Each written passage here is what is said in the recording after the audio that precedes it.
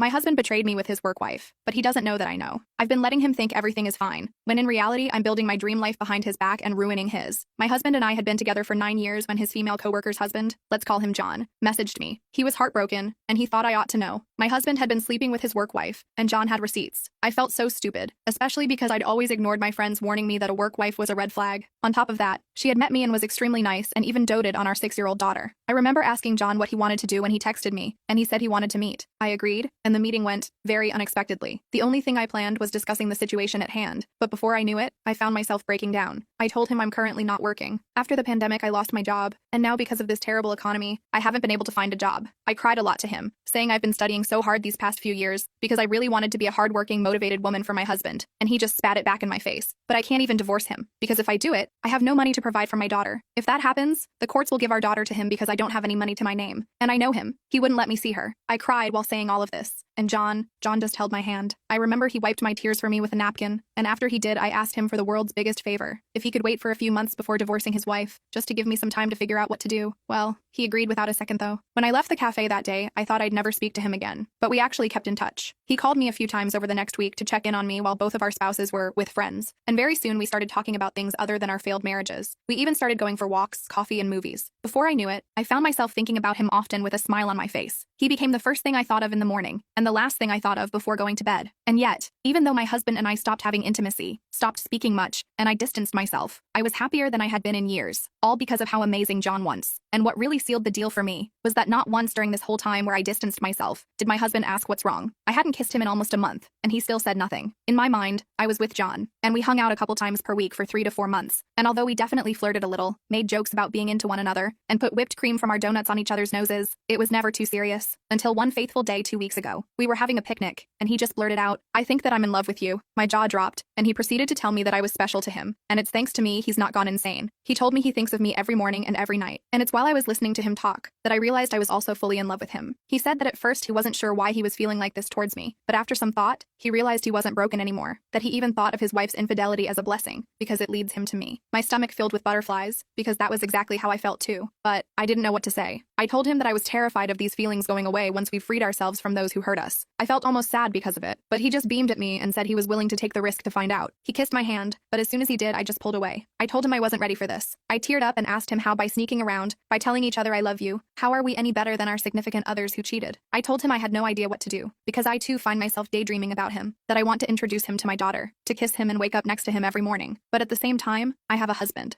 who is the father of my daughter, and I can't be going around betraying him like this. And so I packed up and left on the spot. I drove home and cried. I didn't know what to do. I loved John and hated my husband. I hated him so much, in fact, that in one single moment I realized I was more than ready to confront him. But then, right as I finally felt strong enough to do so, John messaged me. He asked me to meet him in our favorite park, saying he had a special surprise for me. I remember feeling so guilty about it, but I couldn't stop myself. I made an excuse to my husband saying I was going to get physiotherapy for my back pain. He flat-out ignored me. I was at the park 20 minutes later, and that's where I saw John in a light I had never seen him in. He was standing there in a suit that looked so good on him. He had a bouquet of my favorite flowers, a takeout coffee, and even a chocolate cake he baked from scratch just for me. He told me he was done playing games. He wanted me. He wanted me bad, and I knew I wanted him too. I remember wanting to kiss him, and then I saw him start to walk towards me. And the closer he got to me, the more my brain went into panic mode. And it's only when he was face to face with me that I finally made my decision. I decided to just hug him and accept the flowers. I chickened out. I just stood there blushing as he told me he loved me. When he said that, it took every ounce of my strength not to just say FK everything and jump into his arms. He is so lovely. When I got home, my husband had already picked up our daughter,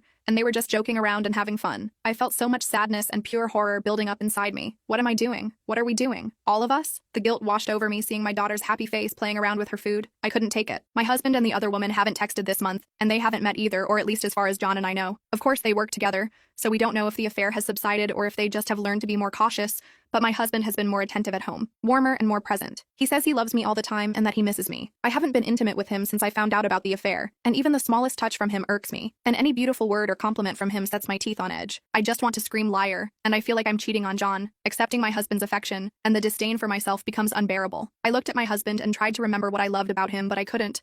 All I could see was his text to her about how great the last time was and what he wanted to do to her next. All the things he once said he wanted to do and did to me that made me feel so special. I tried to think harder about the love, but I only saw John's face. I felt immense rage and hatred towards my husband, but also myself and John. I couldn't control my feelings of anger and resentment and guilt, so I wrote John a long text telling him all this and more. He tried to call me, but I couldn't answer him. My heart was swollen in my throat. I told my husband that I wanted to sleep in my daughter's room tonight, something I've been doing a lot since this all started. I cried all night watching her beautiful face so peaceful and happy. This morning John called me again and we talked for over an hour. He was very subdued and I heard the fear in his voice. He told me that he respected my wishes to take a break from each other, but also to remember that even when I was at my weakest, I still knew exactly what I wanted, and that I chose to stay to secure a future for myself and my daughter. You're too close now to your goal just to stumble and fall. He said he loved me, and that he never felt like this before, and that he will wait. I cried for a good hour afterward, already missing his voice. I know that my marriage is unsalvageable, and that I'm doing the right thing, leaving it even with the nagging feeling of guilt that's simmering beneath the surface, boiling over every now and then waking me up at night, but I need to do this alone now. Update 2. John's mom is sick. She lives in another city about 7 to 8 hours drive away. John went to visit her and he texted me before going. He apologized for texting me because we weren't supposed to keep in touch anymore, but he wanted me to know he was out of town. I drove over there on Thursday because it sounded like it was serious. I arrived at the hospital around noon. He looked miserable. His mother isn't even old. She is 58. My heart is breaking. I could only stay for an hour before heading back home. I feel so guilty leaving him alone. His sisters live across the world, and they won't be able to fly home before Christmas. On Friday, John came home and broke off his marriage. I don't know all the details, but he didn't mention to her that he knew about her infidelity, just that he wasn't happy anymore and didn't want to be married to her. He texted me, thanked me for visiting him and his mother, and told me about his filing for a divorce from his wife. He is moving back to his hometown to be with his mother. He left yesterday but will return once more to get the rest of his stuff. Even though I understand him, and even if I wasn't seeing him anymore, the city feels empty and gloomy without him. I'm still going strong with my studies, and as I said, I secured a job in April with a decent salary that will increase by 30% once I graduate 2 months later. I have also signed a lease on an apartment that is a few blocks away from my daughter's school. You can't imagine the happiness I was in when I found the apartment. But most importantly, they accepted my bad credit, having not had income for over 2 years now. I have found a nonprofit organization for women to call and ask for information and advice. In the beginning, my husband didn't seem bothered about having intimacy. Probably, not certainly, because he had someone else, someone new. But with time he started to show me affection again, trying to get intimate with me. I avoided him like the plague. He never pressured me, but he was getting upset, and I felt him getting frustrated. His affair had died out by then, or maybe it wasn't as fun and exciting for them. I don't know. I'm not an expert on affairs. For over 2 months now, he has been trying to open the subject of our non-existent intimacy life, but I just told him that I didn't have a drive, or that I was busy, this being the last year of my studies. I have been able to keep him at bay, and while my explanations and excuses weren't making him happy, they were good enough to keep him away until about a week ago, when he wanted to discuss this seriously. I told him again that I was busy and that my SX drive was very low. It is. He said that it wasn't just the intimacy. We had no intimacy. He barely is allowed to be near me. I never talk to him anymore. Like I don't make an effort anymore. I asked him if we could just wait until after the holidays because I'm too busy. He then said something that triggered every nerve in my body. Something like it is not healthy for marriage when one partner neglects the other,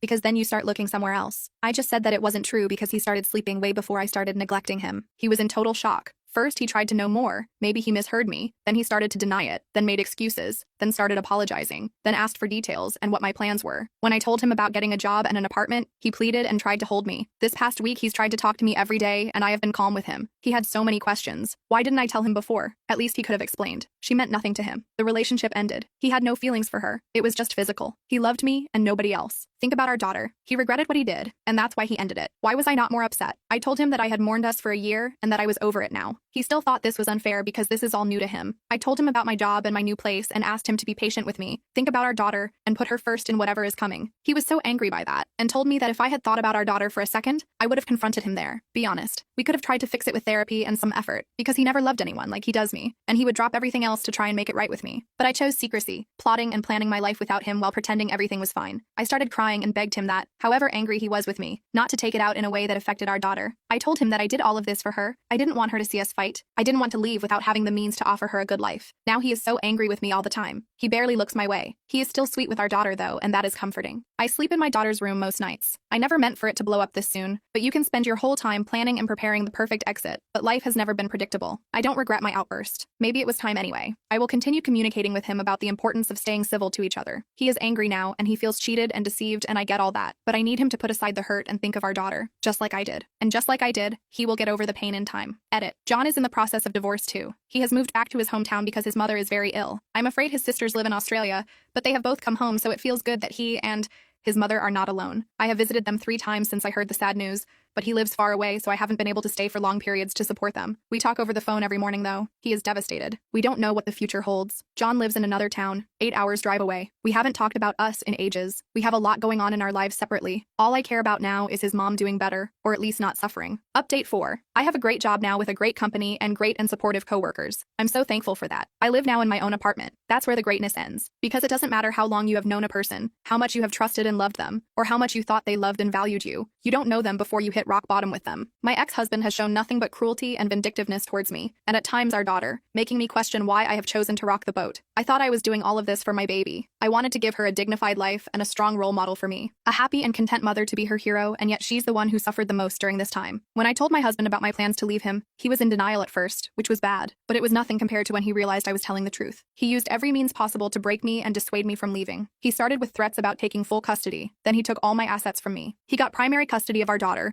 and refused me to see her while the court made the assessment that I was fit to have shared custody because he filed a motion that I was broke and suffered from mental illnesses. I'm being treated for depression and PTSD. I couldn't see my daughter for 8 weeks because of bureaucracy, and I thought I was going mad because of that, even contemplating just getting back together with him to get my daughter back. When I finally saw her, I was awarded shared custody. She was so angry and broken. She told me how much she hated me and wanted to be with daddy. He told me that my daughter hated me because I was a bad mother, and I knew he was poisoning her mind. Even when we had shared custody and she started to warm up to me again, she still had a hard time loving me the first day after she'd been with her father until I won her back. She is almost her normal happy self at the end of the week before she is going back to his place, and the vicious cycle begins. He tried everything not to divide our assets according to the prenup, but that wasn't a priority of mine. Even if I had to start from scratch, I was willing to give him anything not to make him angrier with me that he takes it out on our baby. Once he came with a suggestion that I left him everything and gave away all my rights, and he gave me full custody. I thought something finally heard my prayers before he changed his mind and filed a new motion suing for full custody. He was playing with me. During this whole ordeal, I was feeling doubts and resentment towards myself for not just complying and obeying him and staying with him until our daughter was older. The self-doubt and fear were almost paralyzing. And one day at the beginning of summer, I wrote a very long letter to him, reminding him of his love for his daughter and the promise he made to her when she was born to do anything to protect her. I reminded him that I was just a woman, and he could replace me anytime, but that his daughter is his daughter. I begged him not to use her to hurt someone who is replaceable. Don't use a valuable treasure as a weapon to destroy a cheap target, a target you easily replaced once before. He didn't answer me, but he stopped texting and calling me for purposes other than our daughter. She has been happier too, and says she loves me and daddy. I don't know if it was my letter, but he just stopped trying to hurt me. Once, when he dropped her off, he apologized for everything he did back to cheating on me in the first place, and said that he loved us, and promised not to hurt us anymore. He has since kept this promise. He has during all this time, since January, been having an on-again, off-again girlfriend, who when on I get to see my daughter more, because I get her even on his weeks. I find myself hoping for them to get back together so I can have my daughter in a stable home. As for John, he still lives in his hometown near his mother. She is very sick, and no chemo or procedure works now. I have visited them as much as I have been able to.